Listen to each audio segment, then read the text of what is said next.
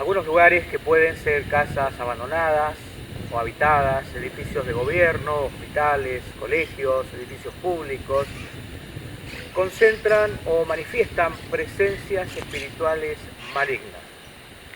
Muchas han sido las explicaciones que han tratado de darle a este tipo de casos. Los parapsicólogos afirman que pueden llegar a ser energías mentales sueltas en el lugar.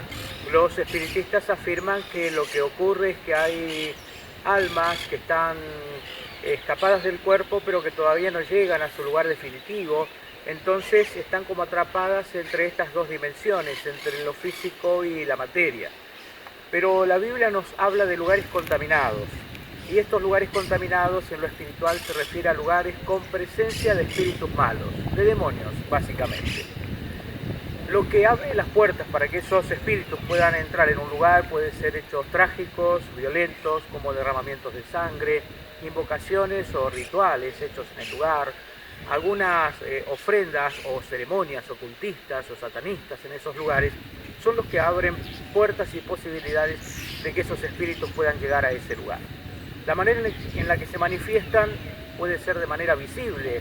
Las personas que ven gente caminando, o animales, o el movimiento de objetos que se golpean, caen o son trasladados de un lugar a otro, o pueden ser percibidos por medio de sonidos, que pueden ser ruido de golpes, objetos que son arrastrados, e incluso de voces. En más de una ocasión algunos hasta pueden haber escuchado voces de personas conocidas que les llaman y cuando consultan no han sido llamados por esa persona que quizás ni siquiera se encontraba en casa en ese momento.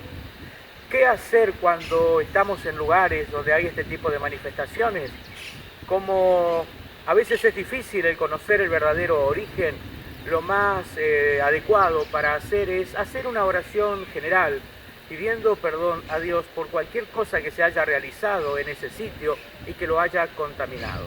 Aunque nosotros no hayamos hecho esa ceremonia o ese ritual, aunque hayan pasado cientos de años desde que eso se celebró en ese sitio, pero al estar ocupando nosotros ese lugar, temporal o definitivamente, tenemos nosotros la posibilidad de hacer una oración como en representación de quienes estuvieron allí. Nosotros hacer una oración para pedirle perdón a Dios como si nosotros mismos lo hubiéramos hecho y renunciar a toda consecuencia y a todo efecto que eso espiritual trajo sobre ese lugar. Una vez que hicimos esta oración, luego tenemos la autoridad para reprender y expulsar de ese lugar todo espíritu malo que haya tomado un lugar en ese sitio. No tener miedo a este tipo de cosas. La palabra de Dios dice que el que está en nosotros es más poderoso que el que está en el mundo. Y cuando vivimos en ambientes opresivos que nos pueden llegar a generar temor, donde hay presencias malignas, no somos nosotros los que tenemos que irnos, sino esas fuerzas malignas que están en ese lugar.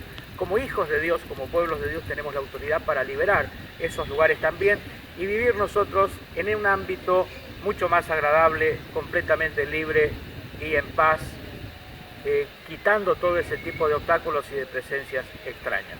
Oramos para que Dios nos dé discernimiento en el momento de liberar ese lugar.